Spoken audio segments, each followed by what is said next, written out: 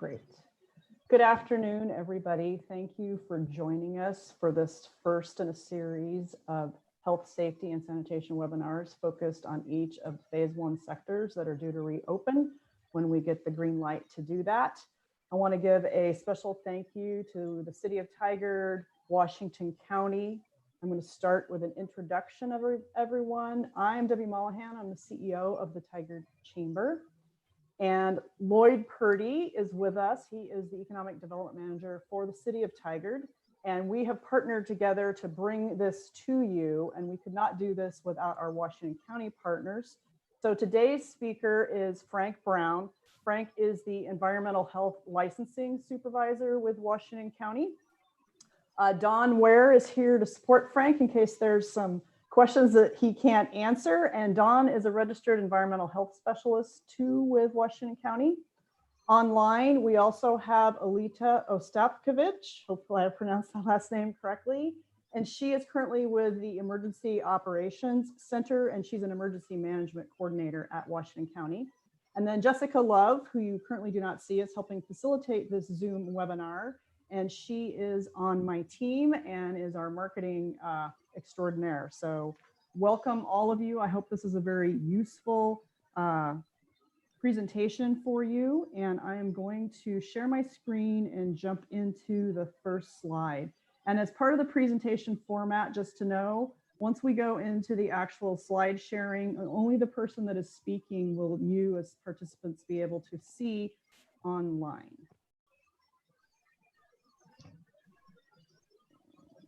Jessica, I need you to turn on participant screen sharing for me, please. There you go. Try that again. Yay! Okay, so we covered our intros, and I want to talk about what we're covering today. So what we're going to talk about today specifically is health, safety, and sanitation for the restaurant industry, primarily. Obviously, some of these things could carry over as kind of common practices for other industries, but today's focus is on restaurants. And what we're not going to talk about today is when Washington County is going to reopen, because none of us on this call know the answer to that question.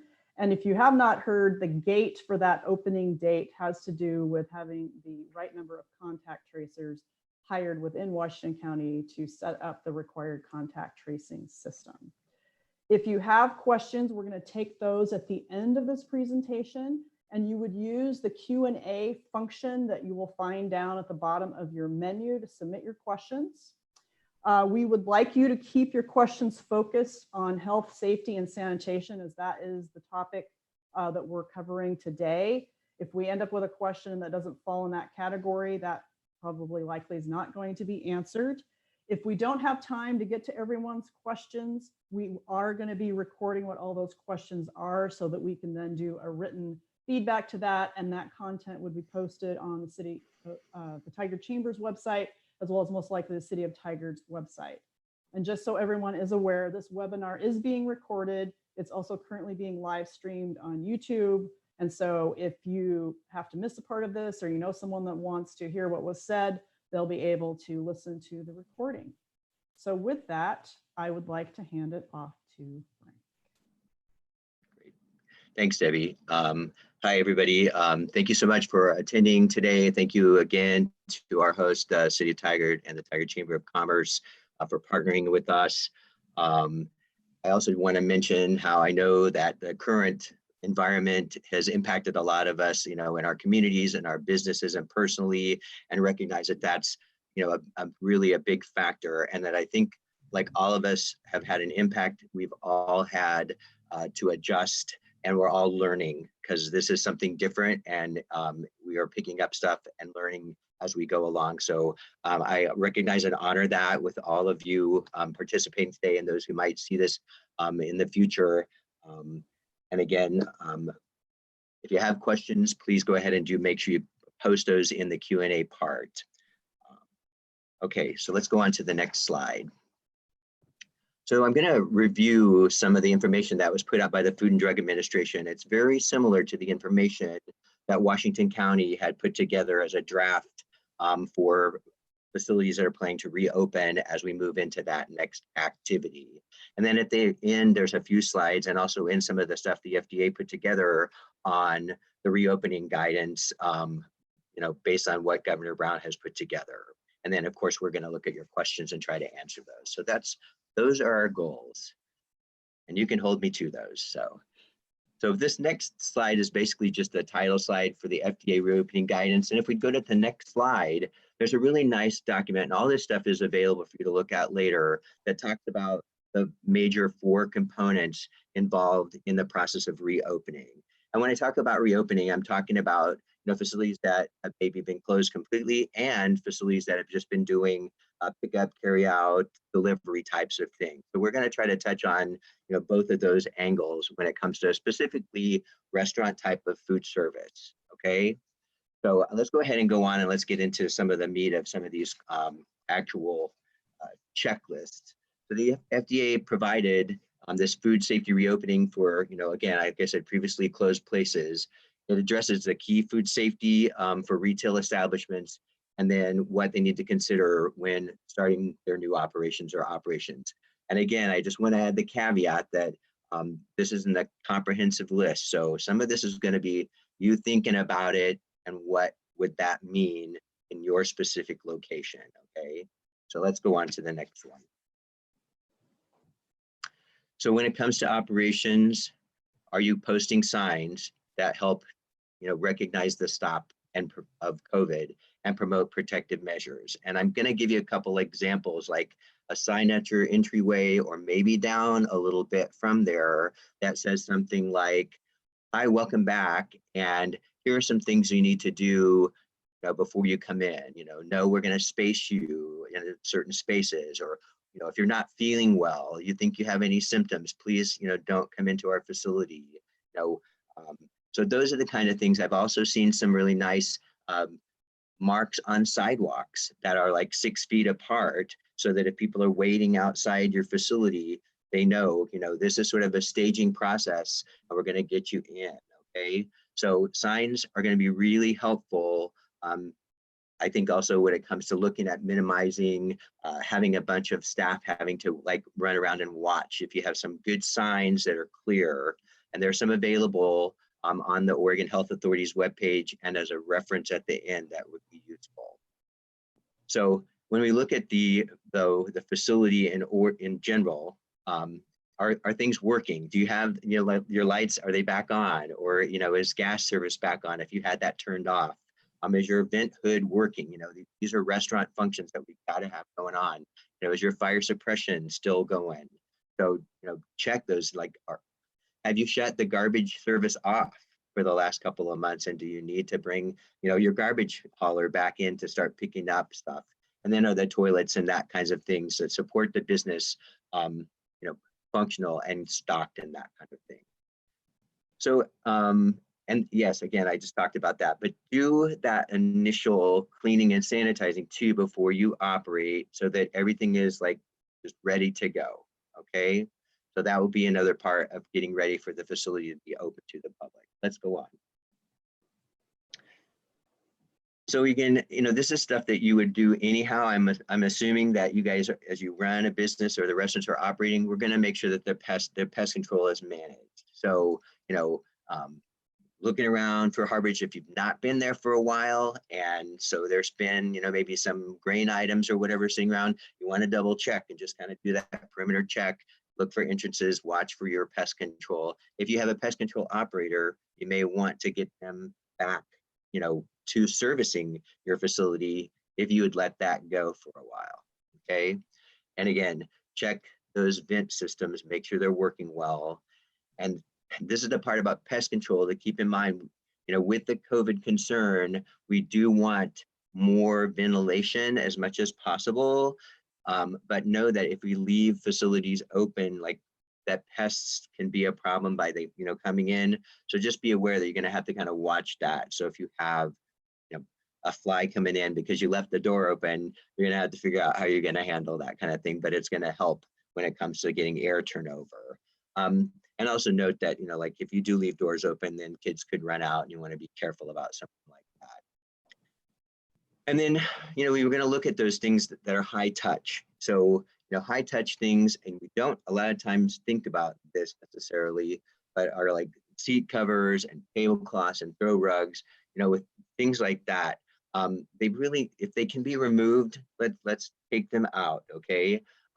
Put something in that's cleanable, but we'll get into this a little bit more later too, like salt and pepper shakers, condiments on the tabletop, those kinds of things. We're going to need to change that process or make sure that there's a really good way to disinfect stuff between customers. But ideally, single customer use type of product is going to be the best deal for items that might be touched by your customers as they come in. Okay, let's go on.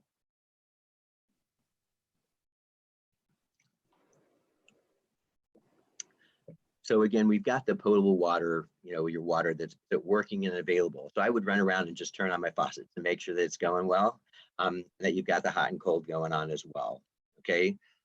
The other thing to think about is if you haven't used those for a while, they may need to be flushed. So you may need to let them run. There are some guidelines for that as well that are available.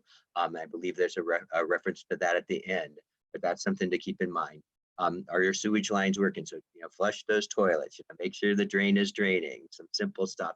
And then just check your ice machines. If they haven't been used for a while, you want to just start over, If there's anything in there, get rid of it. If you can run a cleaning cycle on your ice machine, that's a good idea. Most of them have some directions in their operations manual about, running cleaning through those. And then of course the inside of the bin, any ice areas you want to try to make sure it has been clean and sanitized. Okay. All right, let's move on. So you do want to make sure, now most of you all have, I'm sure, some sort of sanitizer available in your facility because that's just part of the restaurant operation. But that's normally going to be something like a bleach type of solution or chlorine solution or a quaternary ammonium. Those are probably the most popular ones I've seen used in most of our food services. Now, those are sanitizers. Those are going to be used still for your dishes, trays, plates, those kinds of things that you cook with, things that you normally wash, rinse, and sanitize. Make sure you have that on site and the test strips and stuff that you need for those, okay? But then it's a good idea because of the SARS-CoV to make sure that you have a disinfectant available. So EPA, the Environmental Protection Agency, has a list of like a lot of different chemical products that meet that criteria.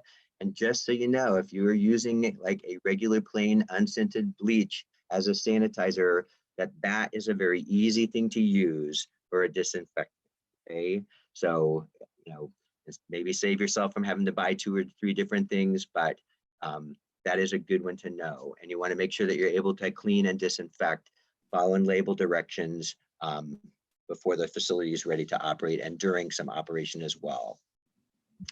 Again, we want to wash and sanitize surfaces that are especially food contact, so countertops, tabletops, those kinds of things. And then again, we're going to up our disinfection and cleaning of common areas of the facility, like the toilets, okay?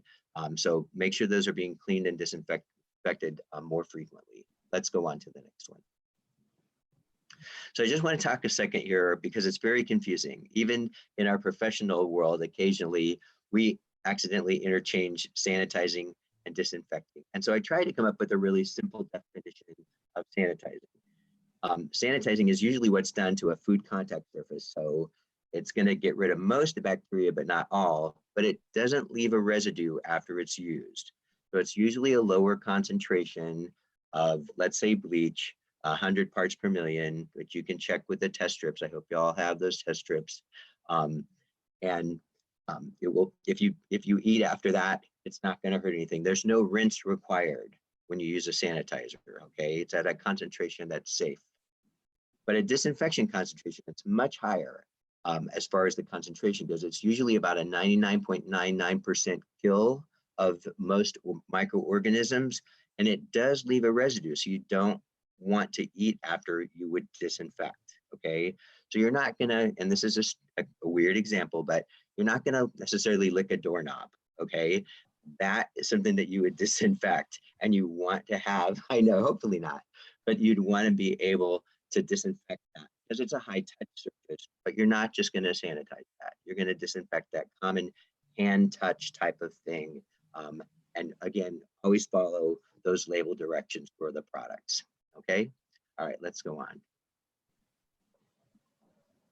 And I keep talking about high touch areas. So, think about what that might be, kiosks, counters where people come up, things like card swipers or for your credit cards. Those types of things are touched by people, almost every customer. So just think about that and how that might apply to your facility. And then we're going to probably have a lot more single service items available for things, especially people are carrying it out.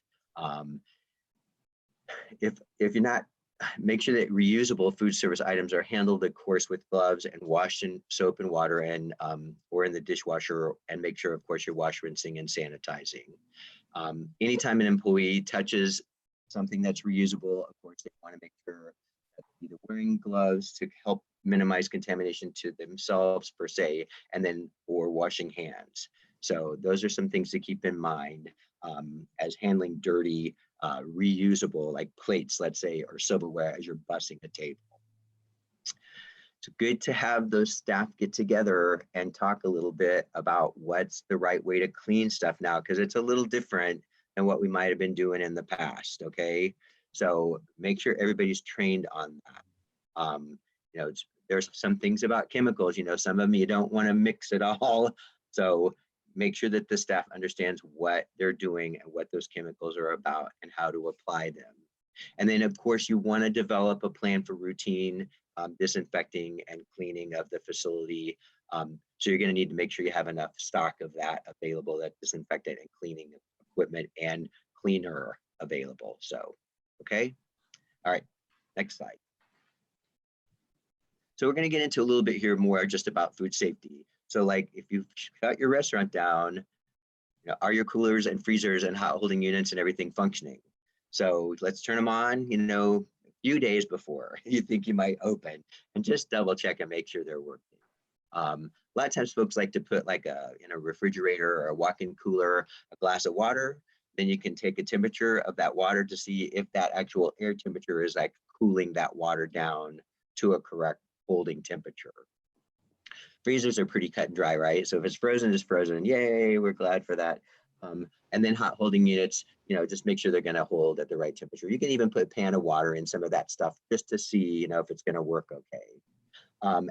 And then make sure that all of those items are properly cleaned and sanitized before you use them and protected from contamination. Let's say you have a grab and go out front that you used to use. You may want to think about whether that's really a good idea right now, because I think we're going to try to stay away from those types of things until we move a little further along into maybe like a phase 2 or phase 3 operations of our facilities, okay? But if a customer can easily contaminate something at this point, the idea is to not have that type of service available, okay? And then of course, I talked about this a little bit, have thermometers available to check product temperatures, and also in all of your refrigeration or hot holding units, okay? And then if you have a HACCP plan, make sure that you're following that and how it's supposed to be. HACCP, of course, is hazard analysis, critical control point, and it's a process that helps provide as safe a food as possible if the steps are followed. Okay, let's move on.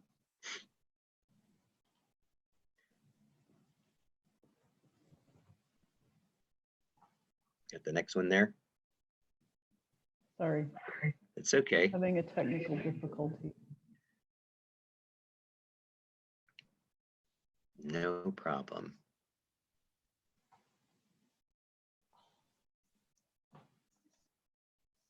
Okay, I think I fixed it. If you had, if you have food available or had food in that location and you've been closed, odds are you've gotten rid of it already, I'm hoping, because we've reached out to a lot of facilities, left phone numbers or left messages, talked to the operators. throughout the county to talk about like what's happening, if you've closed, what are you doing with the food? And I want to say a lot of folks, and I just want to say thank you, donated a lot of stuff so that it was available to folks and it did not need to be wasted. So thank you for thinking of that as well. So make sure you look and make sure that everything's damaged or spoiled or expired, that you go ahead and get rid of it. Clean around if this stuff is still there and for some reason it was missed, you want to make sure you clean and disinfect, sanitize areas, and then make sure you start labeling. The other thing, I don't know if this talks about it, but are you thinking about ordering food? You know, when is your first shipment going to come in? And I know that timing is going to be kind of hinging on when things start going back to regular operations, but that will be something to put in the back of my mind. Who do I need to call? Make sure my products are going to be here when I want to start doing my business again. So again, you know how this goes. So first in, FIFO, first in, first out. Make sure you've rotated products and that kind of thing. Make sure that you've got your food packaging and chemicals stored properly and there's no cross-contamination. So with increased use of chemicals, there can occasionally be increased issues with storing those in the wrong place. You don't want to put that disinfectant, hang it over, your rice bags or something, so, put those chemicals where they're supposed to be stored, away from food or below food items, so that if they spill or something, so just make sure you think about that, because you're going to have more probably cleaning and disinfecting and sanitizing products around. So think about where they're stored compared to where your food is, because you don't want to contaminate those things. Oh, and I already talked about the delivery thing. I jumped ahead of myself, so that's all right. Let's move on to the next one. So, you got to wash dishes still. So is your 3-compartment sink, ready? Do you have your detergent, sanitizer? We talked about that. Those test strips, I keep talking about that, but I'm going to say we sometimes seem to be missing those in a few places when we get into inspect. Make sure if your dish machine is, not been working for a while, you haven't had it on, you want to test it. You want to run it a couple of times and make sure you're getting up to that right temperature. Everybody, I hope you remember that all the dish machines have like a faceplate on them and they tell you what it's supposed to be. So it'll say, it's chlorine 100 parts per 50 to 100 parts per million, hot water wash 120. That's pretty normal for those chemical sanitizers. The hot water ones, you're going to want to see if that gauge will go way up, because there should be a temperature gauge to that hot temperature of either 165 or 180, depending on what your machine is set up at. And again, I keep bringing the test strips up. I jump over myself here, so that obviously is something in my head. But have those test strips available to make sure you're getting the right sanitizer concentration. Next slide.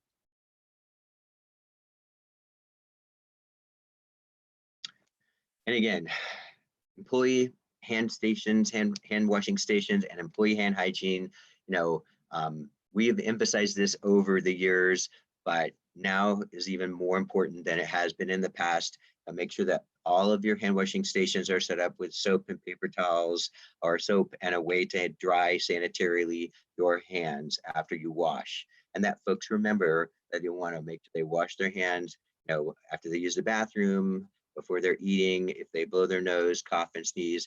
And then still in Oregon, we do have a double hand washing criteria, so don't forget that. If you do any of the going to the bathroom, sneezing, get a cross-contaminated type of meat product or whatever, you need to double hand wash. That's still in play. That's still a rule, okay? And then again, make sure those sinks and things are stocked. So that's another ordering thing to think about, is like, people are probably going to be washing their hands more. So we got to make sure we have enough extra soap and paper towels or appropriate hand drying devices, and then trash containers available by that. Okay, let's move on to the next one.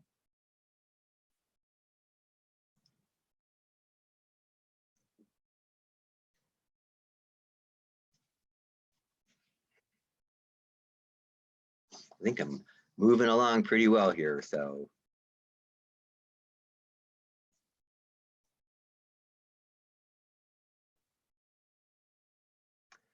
So paper towels and trash cans, again, available. Good idea. And I don't always, I think of this, and I'm not sure if everybody does, but like, you wash your hands, you're going to leave the bathroom, you have that paper towel you've just dried your hands off with. You use that little bit of a kind of a, maybe a little wet paper towel, but it should be fairly clean, to open the door. That way you don't touch that frequently touched, handle, which hopefully won't be touched much. And then you throw that towel in the trash. When that door's open, you caught it with your foot, you walk out. So there are some other ways, but ideally that's the best way. After you get through, you shut it off with a paper towel, use that paper towel to open that door, and then you're out. Okay, so that's something to keep in mind and try to think about. A lot of facilities do this now. They'll have a trash can in the bathroom and then maybe one just right outside the door. And that I really appreciate as a customer a lot of times. Really help you in this situation with our restart up and the COVID prevention. Make sure your hot water at your hand washing sinks is always at 100 degrees minimum. And then if you're going to use hand sanitizer, you want to make sure it meets the criteria. But really, in food preparation, hand washing is still very much the bottom line. You really have to wash hands. You can supplement with hand sanitizer. Hand sanitizer might be a useful thing to have for customers, maybe out in front or something like that, if that would be useful. But if you're going to be handling food, you always still want to make sure that you have washed your hands. Okay. All right. So let's move on to the next one. So you're going to have to decide, have I got a protocol to check on my employees' health before they come into work? There's going to be something important to try to, make sure that your folks know before they come in, hey, everybody, there's some COVID criteria that we want to look at, and we make sure that if you have a fever above 100.4, you've got the coughing, the other symptoms that are associated, that you're staying away, and we still have the criteria, because there's the reality of foodborne illness here still too, of, if you have nausea, vomiting, diarrhea, your skin is turning yellow, you have sore throat with fever, then you're going to, exclude yourself. So those criteria are still there, but when it comes to the COVID criteria, you're going to want to think about how to explain that. And that is a restrictable, excludable health condition as well. Yeah. CDC, Centers for Disease Control, has some guidance for employee health checks and screenings and what's okay, what's not. A lot of folks have already hopefully read over your employee health criteria when they got hired, about making sure that they tell you if they've got the diarrhea, vomiting, that kind of thing, and that's why they're staying away from work. So this is kind of going to fit right into that kind of protocol as well. And then before someone comes back to work, especially if there's a COVID suspicion, you do want to reach out, and I would highly encourage you. At the end of this, there's a phone number and an email or a website page for our disease control and prevention team at Washington County. They would be able to give you a lot of guidance if someone ends up having COVID positive, and what that time period is needed and how to handle that type of situation for excluding and restricting from work. And also, staying home. That person has to stay home for a little bit of time, I'm pretty darn sure. So, okay, let's go on to the next one. So if for some reason you have a lot of people gone, how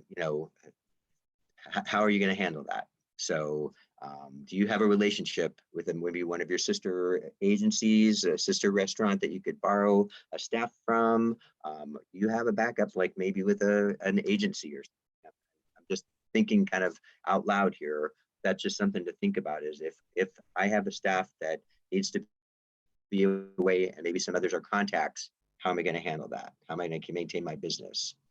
And then PPE, and I do not have I'm at my house actually, so I don't have my PPE or a facial covering with me, but need to have some of those for staff.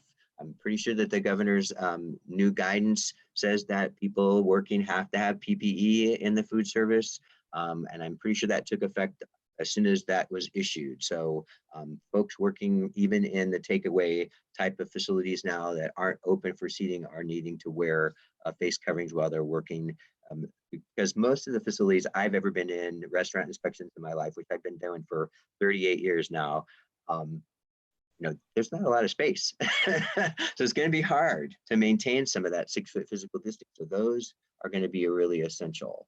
And then of course, there's criteria for the use of facial coverings and making sure that they're cleaned. You're not interchanging them with other folks' stuff. And there's some other guidance available at the end of this as well. So those facial coverings are things that we want to consider as folks start coming back. Let's go on to the next one. So, and I talked a little bit about this at the beginning about signage. Have you taken measures to consider how you're going to keep folks 6 feet apart? Okay, so tables, get that tape measure out and measure, seat to seat or end of table to end of table, that it's at least that 6 foot distance. You may want to add a little bit as people start moving stuff around. I know when I've been in facilities and eaten, sometimes I move my table. So you may want to add a little into that, but think about how is that going to work? Ideally, the staff are supposed to try to maintain that distance, but if it's for a short amount of time, they're allowed to come in and out and be less than that 6 foot as they're delivering things. Of course, you want to limit your services, self-service options. So if you have a beverage dispensing thing, you will not want to use that during this time, or some sort of a buffet.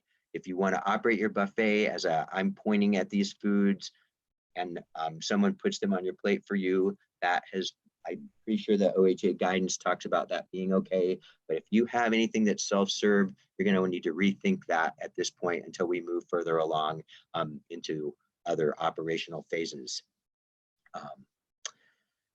And then look at your facility. I know a few friends of mine that run either retail stores or restaurants. They've shut their break rooms down because most of the time those break rooms are pretty small and it's difficult to get folks in there, or maybe they'll have like a sign of one person in break room at a time. That person can go in, maybe use the refrigerator, microwave, and then go out and let another person go in. So just think about shared spaces and how you can try to give yourself and your staff that 6 foot distance between folks. Okay, so especially, walk-in coolers, a lot of times they're not like built for 4 people. If you get one in there, that's pretty good. But a lot of times you'll see a lot of folks running in and out of there. So you're going to have to maybe put a sign up one person at a time, or knock, or so that you can try to help staff maintain that distance as well. Same way with the toilet room, something to think about. And I think that's on one of these next slides. So let's move on to that. So, but I'm just going to touch real quick on, like, if you have a bathroom, people stand outside the bathroom, right, and wait to get in. They don't usually rush in, but when someone else is in there, so they're polite and they wait. And you want to make sure that folks are giving themselves that 6 foot distance, or there's a way to minimize congregating outside of those bathrooms. So something to think about. Okay. So on these OHA restaurant sector guidance for physical distancing and occupancy, this is the information that Governor Brown put out and through the Oregon Health Authority and all the partners that have been working on this. I'm going to go over this because I think some of this is that logistical component that a lot of folks are really trying to wrap their head around. Okay, so let's just wander through this a little bit. You're going to need to think about what your maximum occupancy is going to be, thinking about that distance. Okay, so if you're normally able to get, let's say, 40 people in there, it may be half of that. Okay, so think about that spacing. Get it into your facility ahead of time and try to start figuring out how can I maximize the space and yet still have that distancing. Okay, because that's going to give you the customers and that kind of thing that you're wanting to bring back, but also help you have this standard met. I keep talking about 6 foot apart and between parties, so I'm going to skip that second one. You want to ideally have enough room though, so that folks can get in and out without really encroaching on someone else's space. But if it's a short amount of time and they're with less than 6 feet, I'm pretty sure the OHA has come out and said that that's okay. Okay, skipped businesses will need to determine seating for the distances, so keep that in mind. You may have to take some seating out. They've talked a lot about bar seating and whether or not that's going to be okay. And so that's something to think about. If a booth is there, because a lot of booths are pretty high, folks have thought, oh yeah, we can have those, right next to each other. And now the guidance is if there's a booth, you're going to have space and leave one empty so that you have that 6 foot distance still provided. You need to limit the parties to 10 or less if you have a group come in together. And again, don't combine those parties or other guests in that area. People sitting, in the same party do not have to have 6 foot distance. Okay, so if I come in with Don and Debbie and Lloyd to your facility and we're a group, we can sit together. Okay, because we have to be a party, we have to be together. Okay. If a business is unable to maintain that 6 foot distance, and again, it says except for brief interactions, it may only operate as a pickup. So if for some reason you get into your space and you're like, yike, I'm just going to have to still do this as just a pickup, and folks will still come in. And I've actually talked to a facility that is making more money as a pickup than they were when they had their seating. So they may be just moving to that model and having that entry area have a little retail-y stuff maybe, but they're not actually thinking about going back to much seating at all. So just something to think about. Think about what will work for you in your business.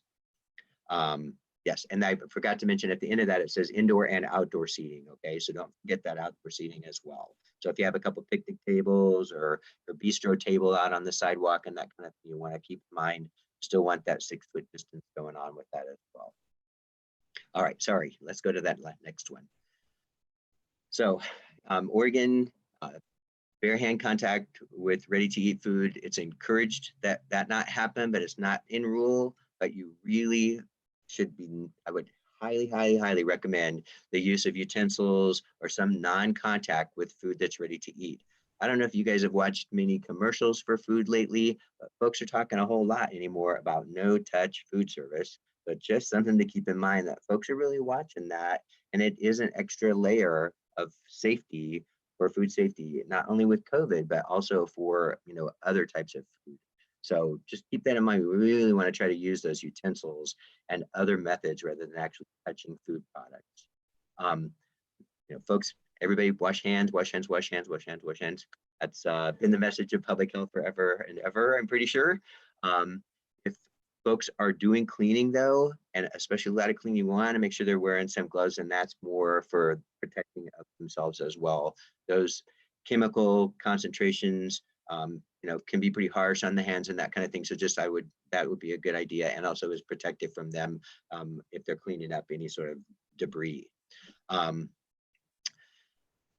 So I'm trying to see, facilities operating are not required. So again, I talked about this, Oregon Department of Agriculture, they have a standard. So if you're a ODA, Oregon Department of Agriculture regulated facility, that bare hand contact criteria is required. Okay, no bare hand contact. But with the ones that are regulated by Washington County Health Department or under the Oregon Health Authority agencies, then we want to do everything we can to minimize that. But again, it's not totally against the rules. Okay, I think during this time, I would really encourage you to go with that. When you do use gloves though, keep in mind that the non-latex gloves are the ones you want to use, because there are folks that have a latex allergy. And so those non-latex gloves are going to be another safety factor in our food handling. Make sure that gloves are used appropriately when you do decide to use them. I've seen folks, do food prep, pick up the garbage, take the garbage out with gloves on, come back in, think that they have gloves on and they can just do the food service. Make sure you're changing gloves between tasks. Okay. So if you're not used to wearing gloves, you may want to practice wearing gloves a little bit too, because it's a little different when it comes to how you're, manipulating different types of foods on occasion. But it's a good idea, especially at this point, to be looking at how that might work with what you're doing for food service. May even be something to think about if there's a food product that's really difficult that you can't do with a glove, maybe holding that off until we get to a further part along in our reopening processes, and then you could reintroduce that product per se. Okay. I think that's pretty close to everything on there. Do we have one more, or is that it? Yeah, I thought so. So, again, if you have questions, Washington County, and I know all of the counties, Clackamas in the area, Multnomah County have some really good resources. They have COVID on their main webpage. So check those out. We have partnered with all of those agencies to try to come up with some good information that we can all share in this metro region. And then if you have questions for us for environmental health, as far as like food safety stuff and that kind of thing more, we're more than willing to chat with you, and that is our number on there as well. We also have the guidelines and information available for restaurants from the Oregon Health Authority as a resource as well. So I think if we have any questions or anything else at this point, I think we're pretty, well, we're not too bad for time. We have some time left for that kind of thing. We can try to see what we can help folks out. So I'm going to take it out of screen sharing so that we can just go into, so everybody can see the panelists, so we can go into Q&A. I have some questions from the people that are watching. Okay. This is from Kevin Bates with Symposium Coffee. He says, thank you, Frank, for leading the discussion. Will COVID-19 protocols be included in our regular inspections? And should we provide our inspectors our cleaning protocols specifically for COVID-19 specific issues? That's a really good question. I may have to do a little follow-up on that. Don, do you have a better answer for me on that? You look like you've got some thoughts.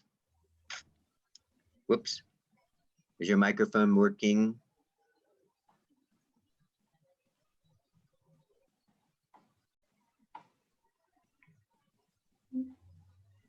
Try now. Nope. We can respond back later on to that question as well. Okay, let's do that for now. Yeah.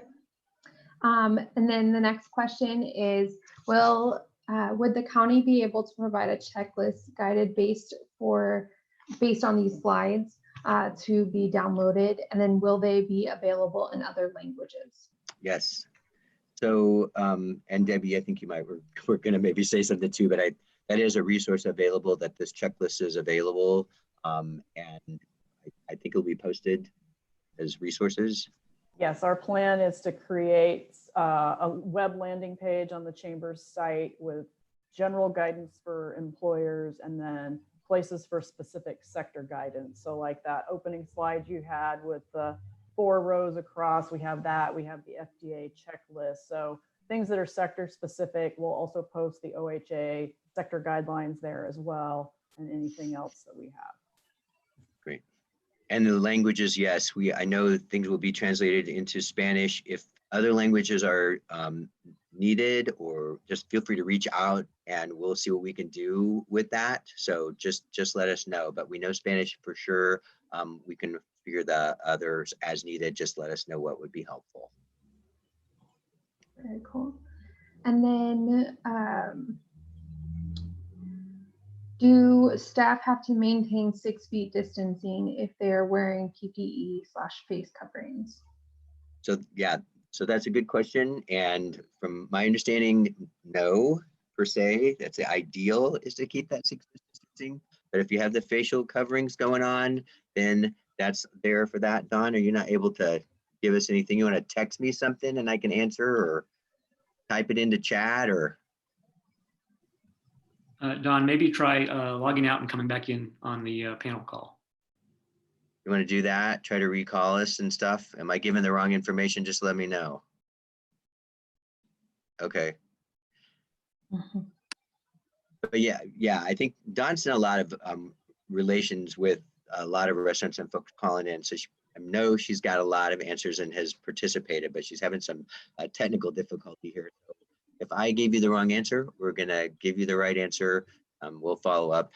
But from my understanding, the facial coverings are there because there's not the ability to maintain that distancing. So as much as possible, you want to try to think about how to keep 6 foot if you can, but the facial coverings, I'm pretty sure that's why the governor has pretty much said, look, everybody working in a restaurant, you need these facial coverings on.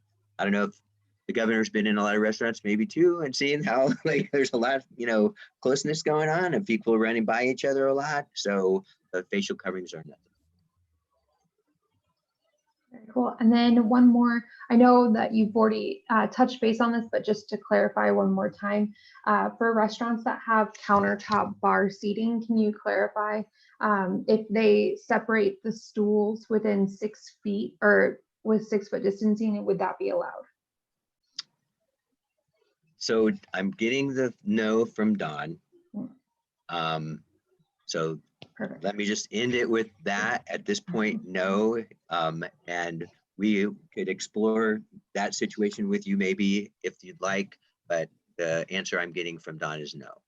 This is Lita. Can I chime in on that question? Please. So the reasoning that bar seating or countertop seating is not allowed right now, it's not because of the distance between the patrons actually sitting at the bar, but it's the distance between the person sitting and somebody who's working behind the counter, and you won't be able to maintain that distance. So we're keeping the bar seating closed to make sure that that social distance can be maintained.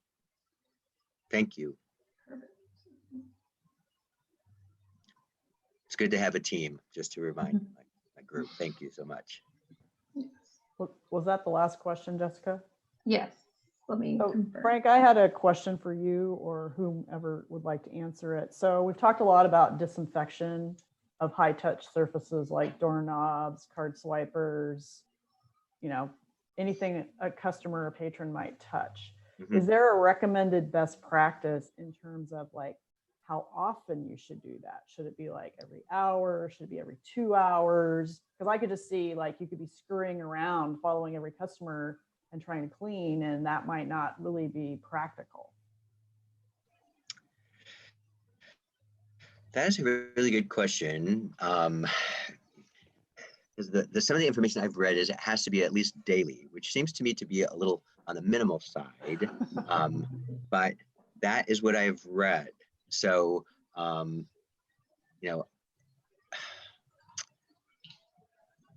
I really don't know if I have a great answer for that or a best practices. I mean, Don, can you hand up a finger or anything if you know? So, I mean, with food safety, we ask folks to food can only be out for so long, it's like temperatures per se. I mean, I would say like minimum every 4 hours. So that would be just my off the cuff answer. Every 4 hours? Yes. Now, don't quote me as the total expert on this because in this situation, I would not, like normally if you clean every day, that's going to be okay for your restaurant operation. But high touch surfaces, you want to think about like, I've seen some retail places where they have folks out there cleaning all the time. They're not necessarily chasing folks around, but they are, if there are surfaces and they're having, somebody wipe stuff down all the time. Maybe that may work for their business model. It's something to think about. But yeah, I appreciate that question. And I will dig in a little bit more and see if I can find a better answer that's a little clearer. I have seen a lot of businesses get pretty creative about trying to minimize people touching stuff. So a lot of places where you would pay for your item have gone completely credit card only. Right. And a lot of them, if they have the capability, have gone with like the touchless where you don't even have to swipe Yep. your card. You can just hold it over there and it runs the amount Yep. for you. Yep. So I think thinking through those kind of things too, like how can you minimize people touching stuff? If there's Yep. tools or tech that can help with that. Yes, they've talked a lot about, we all have our cell phones and, make sure you're disinfecting your cell phone. But, that folks can use those for a lot of things. So that is something, even ordering. I've seen people looking at, even in the dining area, potentially using those to order and that kind of thing. So there are some options and a lot of folks have gotten very creative and that's very neat. Yeah, I've seen like, automating your sanitizer dispenser. So you just stick your hand underneath it versus it being a pump or, Yep. Different stuff or automatic opening doors if that's Yep. something you had the time and could afford to implement or, stuff like that. Yeah, it's great to have a hand sanitizer sitting out, but again, for people, can you do that in a way that's not like the customers touching it or that kind of thing. So that's definitely something. We have a couple more questions that have come in. Do you know if the county has a plan, or do you know of any resources available for restaurants to get PPE/face coverings, because it's a little challenging right now? Sure. Alita, do you have probably better information on that? Let me ask you, because I know. Yeah, I can cover that. Before I answer, I just want to let you know, I did get a text from Dawn saying she's answered some of the questions in the chat box. So she is active there. In terms of providing PPE and face coverings to restaurants, it's going to be part of the reopening that the business needs to provide that for their employees. So as the Emergency Operations Center, we've been providing PPE and supplies on an emergency need basis. But as we start shifting back into normal life and recovery, we want to make sure that our supply chains are still going and we're using those everyday channels instead of the emergency channels. So in terms of PPE, Business Oregon has a portal on their website which you can go look through hundreds of different PPE manufacturers and find what'll work for you. And face coverings, the county is working on a resource right now that is very similar, where it'll list all the different organizations who are creating face coverings and where you can go to find that. And then the next question is restrooms for like social distancing in restrooms. You might have touched base a little bit. Is that required? Is there anything that needs to be done for? Yeah, I mean, I would just reiterate that, you know, restrooms tend to be small, you know, or smaller. So I would say, yes, you do want to keep that physical distancing going on in those situations. Definitely something to look at if you're a bigger facility and you have a big bathroom. Is there a way that that can be managed? You know, maybe have an indoor and an outdoor, which, you know, is going to be pretty different for folks that actually have 2 doors from a bathroom, but some of them have. But yes, you do want to maintain that distancing there in the toilet room as well.